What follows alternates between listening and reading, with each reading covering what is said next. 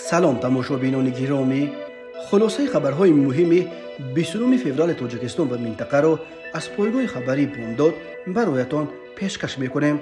شروع میکنیم از یک نگاه کوتاه به سرخط خبر مهم روز در این برنامه. هلاکت 6 عضو یک خانواده در دوشنبه از دود انگشت. تغییرات کادری در رهبری گارد ملی، دادستانی کل و دادگاه اقتصادی. همگی 12 سال حکم محافظ خوجه کماندیر برای قتل 22 عضو یک عائله در سالهای جنگ. بانک ملی تاجیکستان وجود معما با پولهای با کنتاکت ارسال شده را تصدیق کرد و اکنون تفصیلات خبرها. شب 27 و 28 فوریه سال 2024 6 عضو یک خانواده ساکنان محله گرانزواد نویه فردوسی شهر دوشنبه از دود انگشت به هلاکت رسیدند. در کمیته ولایت‌های فوق‌العاده تاجیکستان این حادثه را تصدیق کردند و گفتند که 6 عضو یک عائله، پدر و مادر و 4 فرزند خردسال آنها شب در بنای رقم 284/1 در محله گرانزواد زهرآلود شدند، ولی جسدهای آنها را همسایه‌ها ساعت تقریبا 11 روز 28 فوریه پیدا کردند. محله گرانزواد در کناره‌های جنوبی پایتخت تاجیکستان در طرف‌های گلبوته جایگیر شده است. در کمیته ولایت‌های فوق‌العاده گفتند که این عائله خانه خود را توسط بخاری گرم می‌کرد و متاسفانه شب 27 و 28 فوریه وقتی که همه آنها خواب بودند از بخاری دود کربن خارج شده سبب مرگ همه 6 باشنده خانه شده است. روز 28 فوریه در شبکه‌های اجتماعی ویدیو 6 تابوت نشر شد که در صحن یک مسجد گذاشته شدند.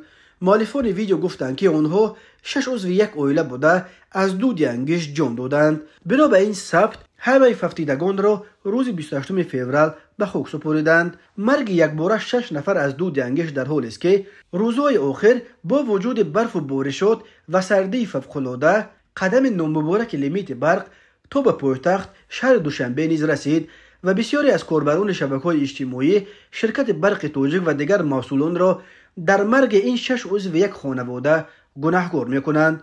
ساکنان دوشنبه میگویند لیمیت برق زندگی آنها را در بناهای بلند آشیانه طاقت فرسا کرده خانه‌هایشان را عملاً به یک یخدان بتونی تبدیل داده است.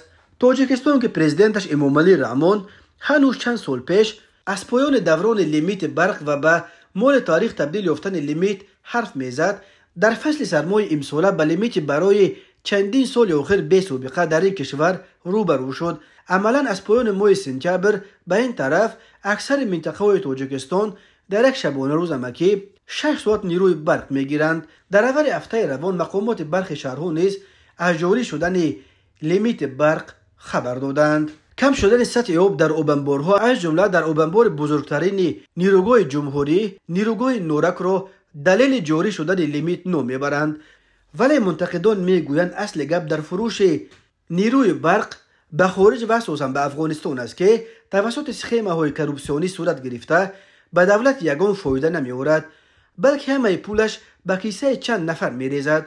منتقدان میگویند اگر از این برق فروشی ها فایده میشد قرض برق تاجیک به 3 میلیارد دلار نمی‌رسید. روز 29 فوریه سال 2024 پرزیدنت تاجیکستان با صدور چندین فرمان در رهبری دادستانی کل، گارد ملی و دادگاه اقتصادی چند تغییرات کادری به عمل آورد. از جمله بعد اینکه روز 28 فوریه مجلس ملی پیشنهاد پرزیدنت درباره تعیین معاون اول و معاون دادستانی کل جمهوری را پذیرفت، امامعلی رحمان روز 29 فوریه با سبب به کار دیگر گذاشتن ظاهرزاده اکرام از وظیفه معاون پروکورور گنرالی، سرپروکورور حربی جمهوری تاجیکستان و رفیع‌زاده میرزا امان و طلبک‌زاده دلشاد از وظیفه معاون پروکورور گنرالی آزاد کرده، کریمزاده امید معاون یکم، عظیمزاده سرور معاون پروکورور گنرالی و واحدزاده حبیب الله معاون پروکورور گنرالی سرپروکورور حربی جمهوری تاجیکستان تعیین کرد. خدمات مطبوعات پرزیدنت خبر داد که در موافقه با امامعلی رحمان سرداران 3 ریاست دادستانی کل نیز از حساب کادرهای صاحب تخصص و کارمندان این ساحه تعیین گردیدند. همین طور با فرمان پرزیدنت باز هم با همان دلیل رسمی با سبب به کار دیگر گذاشتن عبدالله زاده زیبونیسا از وظیفه رئیس سود اقتصادی شهر دوشنبه امینزاده سیدبانو و سیدزاده زلفیه از وظیفه سودیه‌های سود اقتصادی شهر دوشنبه آزاد کرده شده. کامل فیضلی رئیس سود اقتصادی شهر دوشنبه و سیدزاده زلفیه سودیه سود اقتصادی ولایت ختلان تعیین کرده شدند. اما از همه تغییرات جدی کادری درباره گارد ملی صورت گرفت. از جمله با فرمانهای پرزیدنت عظمتزاده بحرالدین سرستاد معاون اول فرمانده گارد ملی، بابازاده لطفالله معاون فرمانده گارد ملی اوید به عقیبگاه، دولتزاده طلبیدگی معاون فرمانده گارد ملی اوید به تیوری جنگی تعیین گردیدند. همین طور روز 29 فوریه با فرمانهای پرزیدنت سرداران چند ریاست و فرماندهان بعضی قسم‌های حربی گارد ملی عوض کرده شدند. خدمات مطبوعات پرزیدنت گفت به این مقام‌ها کادرهای ورزیده تعیین کرده شدند. بنا به گزارش خدمات مطبوعات پرزیدنت تاجیکستان امامعلی رحمان روز 29 فوریه کادرهای نفت تعیین شده را به صحبت پذیرفته در این ملاقات توجه رهبران را به تامین ولایت قانون، مبارزه با ضد همه گونه قانون ویرانکنی‌ها، انتخاب و تعیین درست کادرها، بلند برداشتن سویه دانش تکنیکی سپارش‌های قطعی داده است. روز 28 فوریه سال 2024 پرزیدنت تاجیکستان امامعلی رحمان در مقام‌های رهبری وزارت مدافعه و قوه‌های مسلح و از آن قبل در رهبری وزارت کارهای داخله، کمیته امنیت ملی، دادستانی کل، اگنتی مبارزه با کروپسیا و دیگر نهادهای قدرتی و حفظ حقوق تاجیکستان تغییرات کادری به عمل آورده بود. این همه تغییرات کادری بعد آن بود که امامعلی رحمان روز 19 ژانویه سال 2024 در جلسه شورای امنیت با انتقاد تند از فعالیت نهادهای قدرتی تمام سرداران نهادهای حفظ حقوق و قدرتی ولایت ختلان و منطقه کولاب را با معاونانش از کار راند و طلب کرد که در ساختار مرکزی این نهادها نیز تغییرات جدی کادری انجام داده شود. تماشابینان عزیز، یادآور می‌شویم خلاصه مهمترین اخبار تاجیکستان را از پایگاه خبری بامداد تماشا دارید. برنامه را ادامه می‌دهیم.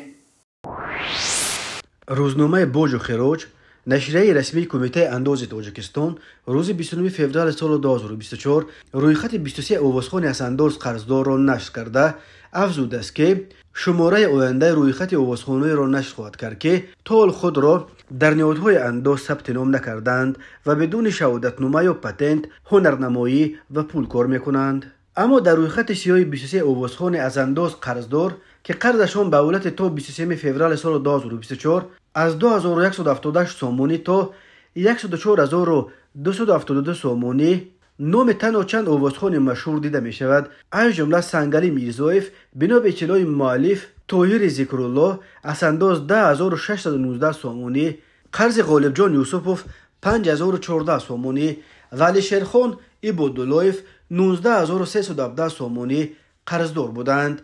چنین به نظر می رسد که دیگر ستاره های رقم 1 انداز خود را همه سر وقت می سپارند و یا کمیته انداز از شرمنده کردن آنها این بار خودداری کرده است. ولی دو زینه اول را در این روی خط بهرام اشوروف و آوازخوان اساساً تویگرد جمیله کریمووا به دست آوردند که به حساب مقامات انداز بقیه قرض انداز بهرام اشوروف 104272 سامانی و جمیله کریمووا 81398 سامانی را تشکیل می‌دهد. همین طور فیضلی عمر باز یک آوازخوان تویگرد از انداز 57687 سامانی، ظریف جان گلماتوف 43275 سامانی، دلشاد ایماتوف 35056 سامانی، صاحب جان کنجایف 31248 سامانی، شرافالدین یورماتوف 23475 سامانی، بختاور محمودوف 20120 سامانی و مشرف رجبوف 14019 سامانی قرضدار بوده. بقیه قرض هنرمندان دیگر از 2178 سامانی تا 7799 سامانی را تشکیل می‌دهد. باج و خراج یادآور شده است که فعالیت سرایندگی، نوازندگی، رقاصی، راویگی و بنوارگیری در جشن و معرکه‌ها و دیگر چاره‌بینی‌ها در اساس قانون جمهوری تاجیکستان از 19 مای سال 2009 تحت رقم 508 درباره بقیدگیری دولتی شخصان حقوقی و صاحبکاران انفرادی و قرار حکومت جمهوری تاجیکستان از 31 مارس سال 2022 تحت رقم 151 قاعده های اندازبندی فعالیت صاحبکاران انفرادی در اساس پتنت و شهادتنامه فعالیت کننده به تنظیم درآورده می شود و سوبیکت های در این سمت عمل کننده خود را باید به قید دولتی بگیرند و با شهادتنامه صاحبکاری تامین گردند.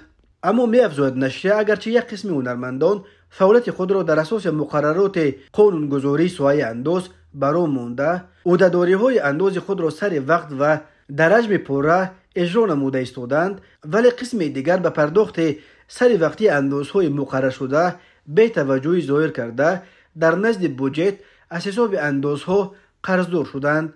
یک گروه هنرمندان بنا به بی‌اعتنایی عهده‌داری های انداز خود را سر وقت اجرا نکردند که این به صفتناک تامین شده نشان دهنده های قسم درآمد بودجت دولتی تاثیر خود را رسانیده ایستاده است. مؤلف می نویسد که متخصصان ساحه انداز عامل‌های اساسی در نزد بودجت قرضدار ماندن هنرمندان را پیش از همه در پست بودن معرفت اندازسپاری و در مهلت‌های مقرر گردیده قانونگذاری انداز به طور دخلدار و پوره اجرا نشدن عهده‌داری‌های انداز از جانب سرایندگان معنی داد می‌کند.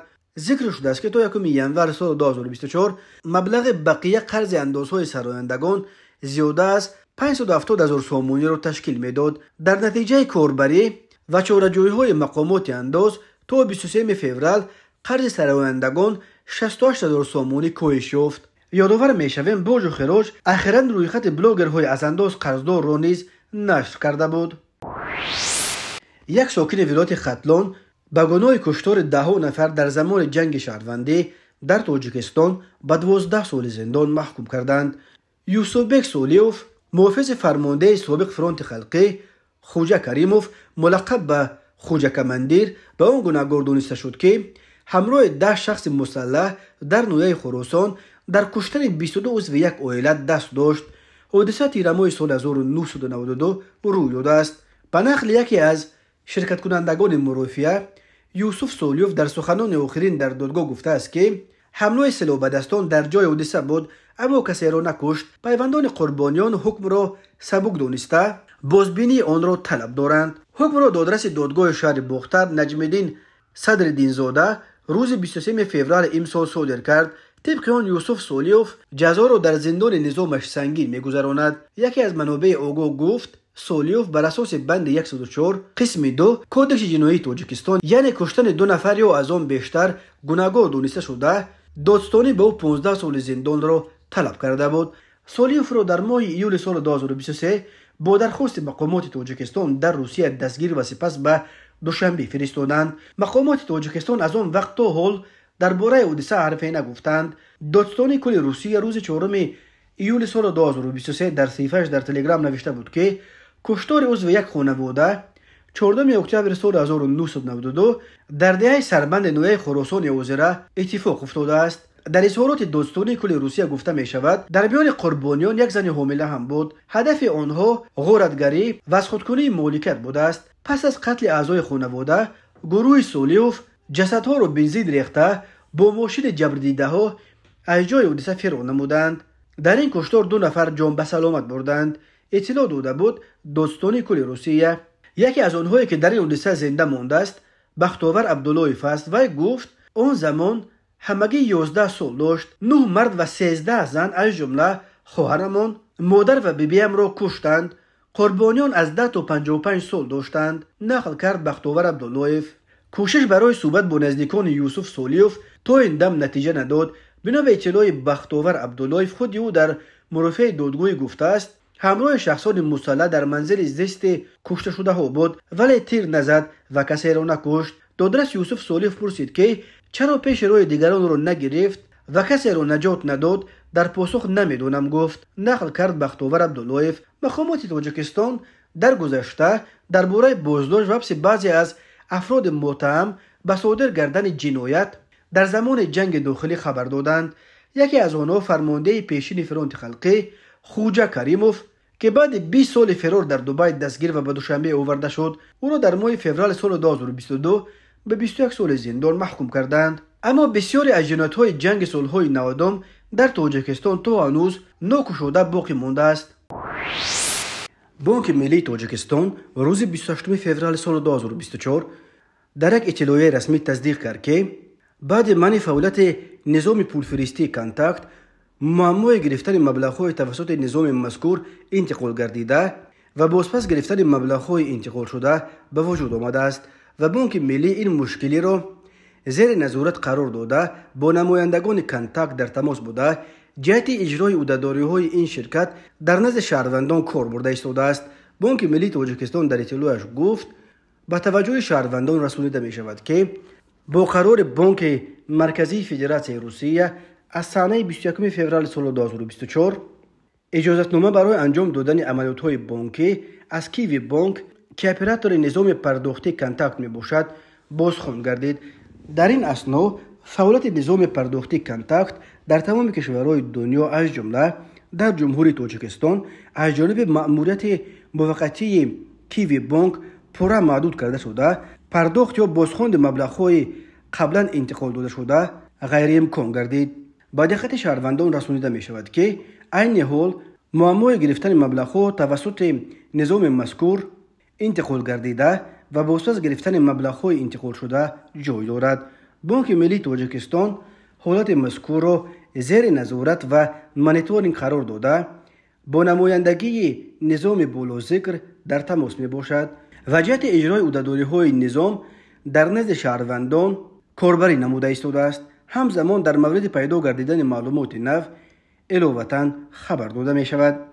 طوری قبلا خبر دادیم بسیاری از بانک‌های تاجیکستان از جمله امانت بانک، اوریون بانک، سپیتامین بانک، دوشنبه سیتی و تشکیلات خردی همو همکاری را با کانتاکت که به بانک کیوی تعلق داشت بلافاصله بعد از حق فعالیت محروم شدن این بانک قطع کردند. تماشاچیان عزیز و گرامی، این بود مرور به خلاصه چند خبر مهم امروز تاجیکستان. خبر و گزارش‌های بیشتر از تاجیکستان و درباره تاجیکستان و اطراف آن را در سامانه پایگاه خبری بامداد در این نشانه پیگیری نمایید: www.bamdad.com. خوش باشید.